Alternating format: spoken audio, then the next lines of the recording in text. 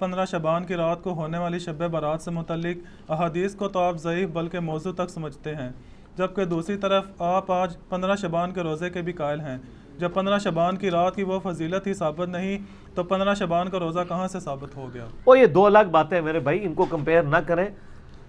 میرا 15 شعبان کا روزہ شب برات، اس کے اوپر یوٹیوب پہ کلپ ہے، لاکھوں لوگوں نے، 3 لاکھ سے زیادہ لوگ وہ دیکھ چکے ہیں، آپ جا کے دیکھ لیں۔ میں نے 44 منٹ میں پورا مقدمہ پیش کیا ہے۔ دو الگ چیزوں کو آپس میں کمپیئر کروا کے یعنی ان کو گڑبڑ کرنے کی کوشش نہ کریں۔ اصل ایشو یہ ہے کہ جو 15 شعبان کا روزہ ہے یہ الگ سے ایک عبادت ہے، اس کا تعلق شب برات کے ساتھ نہیں ہے۔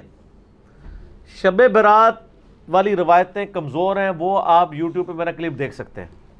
15 شعبان کا روزہ اس کی الگ سے فضیلت آئی ہے، شب برات کی وجہ سے نہیں، الگ سے۔ اس میں نے بتایا، چلیں اب میں دل جوئی کے لیے، چونکہ اب آج ماحول ہے، آج خود بائی چانس ہی آج 15 شعبان 1440 ہجری ہے، تو میں بتا دیتا ہوں۔ دیکھیں سنن نسائی میں ایک حدیث ہے، نبی علیہ السلام شعبان میں کثرت سے روزے رکھا کرتے تھے۔ تو صحابہ نے پوچھا، یا رسول اللہ صلی اللہ علیہ وسلم، آپ جتنے روزے شعبان میں رکھتے ہیں کسی اور مہینے میں اتنے روزے نہیں رکھتے، اس کی کیا وجہ ہے؟ آپ صلی اللہ علیہ وآلہ وسلم نے فرمایا کہ یہ وہ مہینہ ہے کہ جس مہینے میں نامہ اعمال اللہ تعالیٰ کے حضور پیش ہوتے ہیں، اور میری یہ خواہش ہے کہ جب میرا نامہ اعمال اللہ کے حضور پیش ہو تو میں اس وقت روزے کی حالت میں ہوں۔ شعبان میں اس لیے میں کثرت سے روزے رکھتا ہوں کہ شعبان میں نامہ اعمال اللہ تعالیٰ کی بارگاہ میں پیش ہوتے ہیں۔ میری خواہش ہے کہ جب میرا نامہ اعمال اللہ تعالیٰ کی بارگاہ میں پیش ہو تو میں روزے کی حالت میں ہوں۔ حتیٰ کہ بخاری و مسلم میں حدیث ہے کہ نبی صلی اللہ علیہ وآلہ وسلم شعبان المعظم کے پورا مہینہ میں ہی روزہ رکھا کرتے تھے، پورے مہینہ۔ ایک حدیث میں بخاری مسلم کی آتی ہے کہ اما عائشہ سلام اللہ علیہا کہتی ہیں کہ نبی علیہ السلام شعبان میں کثرت سے روزے رکھتے تھے، اور ایک حدیث صحیح مسلم کی آتی ہے کہ پورا مہینہ ہی روزہ رکھتے تھے۔ اچھا، البتہ صحیح مسلم میں ایک حدیث ہے کہ نبی صلی اللہ علیہ وآلہ وسلم نے فرمایا کہ کوئی شخص بھی رمضان سے 2-3 دن پہلے روزہ نہ رکھے، یعنی رمضان کو پروٹوکول دینا کہ وہ مطلب روزے رکھ رہا تھا، رمضان کے لیے وہ روزے روک لے، لیکن آپ نے ساتھ اجازت دی کہ اگر کوئی شخص پورے مہینے کے رکھ رہا ہے اس کو اجازت ہے، لیکن کوئی خاص آخری دنوں کو نہ، آخری عشرے کو ٹارگٹ نہ کرے تاکہ رمضان کا پروٹوکول برقرار رہے۔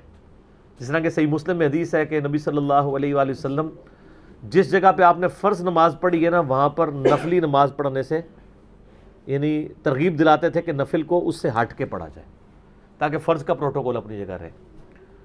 تو ایک حدیث ہے بخاری اور مسلم میں کہ ایک صحابی کہتے ہیں کہ مجھ سے نبی صلی اللہ علیہ وآلہ وسلم نے فرمایا، کیا تم نے سرر شعبان کا روزہ رکھا ہے؟ تو انہوں نے کہا نہیں یا رسول اللہ۔ تو آپ نے فرمایا اب جب شعبان کا مہینہ گزر جائے، رمضان بھی گزر جائے، تو شوال کے مہینے میں تم 2 روزے رکھ لینا۔ تو یہ سرر شعبان کیا ہے؟ یہ سرے کا لفظ اردو میں بھی استعمال ہوتا ہے۔ سرر عربی میں کہتے ہیں کنارے کو۔ اب اس میں 3 موقف یعنی محدثین کے آتے ہیں کہ اس کنارے سے مراد کیا ہے۔ بعض کہتے ہیں اس سے مراد ہے شعبان کے پہلے عشرے کے روزے، بعض کہتے ہیں کہ اس سے مراد آخری عشرے کے روزے ہیں، لیکن آخری کے تو ہو نہیں سکتے کیونکہ نبی علیہ السلام نے آخری عشرے میں روزے رکھنے کی اجازت صرف اس کو دی ہے جو شروع سے رکھ رہا ہو، اسپیشل آخری رکھنے کی، تو اس سے تو آپ اسپیشل پوچھ رہے ہیں، تو نے سرر شعبان رکھا ہے، وہ تو فارغ ہو گیا۔ پہلے والا سرہ بھی نہیں ہے، اس کی وجہ یہ ہے کہ صحیح مسلم میں ایک حدیث ہے، نبی علیہ السلام نے کیٹاگوریکل فرمایا، کیا تم نے اس مہینے کے سرہ میں روزہ رکھا ہے؟ سرہ عربی میں کہتے ہیں ناف کو، ناف سینٹر میں ہوتی ہے، آلموسٹ سینٹر آف گریوٹی ہوتا ہے بندے کا، وہ نماز میں بھی آتا ہے نا، تحت السرہ فوق السرہ، ناف کے اوپر ناف کے نیچے، تو اس میں الفاظ ہیں سرہ کا روزہ رکھا ہے، سینٹر کا۔ تو انہوں نے کہا نہیں یا رسول اللہ۔ تو آپ فرمایا پھر یعنی شوال میں 2 روزے رکھنا۔ تو سرہ جو ہے نا جی وہ 15 ہی بنتی ہے سینٹر میں، اور ویسے عمومی سنت بھی ہے، بخاری و مسلم میں یہ حدیث موجود ہے کہ نبی علیہ السلام فرمایا جو مہینے میں 3 روزے رکھ لے وہ گویا ایسا ہے کہ روزانہ روزہ رکھنے والا ہے، اور بخاری مسلم میں یہ بھی حدیث موجود ہے کہ نبی صلی اللہ علیہ وآلہ وسلم مہینے میں 3 روزے رکھا کرتے تھے. اور سنن نسائی کے اندر ابو داؤد میں حدیث موجود ہے کہ آپ صلی اللہ علیہ وآلہ وسلم چاند کی 13، 14 اور 15 ہر مہینے کی روزہ رکھا کرتے تھے. تو اس میں 15 شبان تو ویسے ہی آ جاتا ہے. 15 شبان سے کون سی چیڑ ہے؟ 13، 14، 15 ان کو ایام بیز کہتے ہیں. ایام بیز وہ ہوتے ہیں جس میں خوب چاند روشن ہوتا ہے، یعنی گول ہوتا ہے، خوب چاند روشن ہوتا ہے 3 دنوں میں، 13، 14 اور 15. اور بخاری مسلم میں حدیث ہے جو ایام 20 کے روزے رکھتا ہے یا مہینے میں 3 روزے اس کے علاوہ بھی 3 کی گنتی ایک مہینے میں پوری کر دے، اللہ تعالیٰ اسے پورے سال کے روزوں کا ثواب دیتا ہے.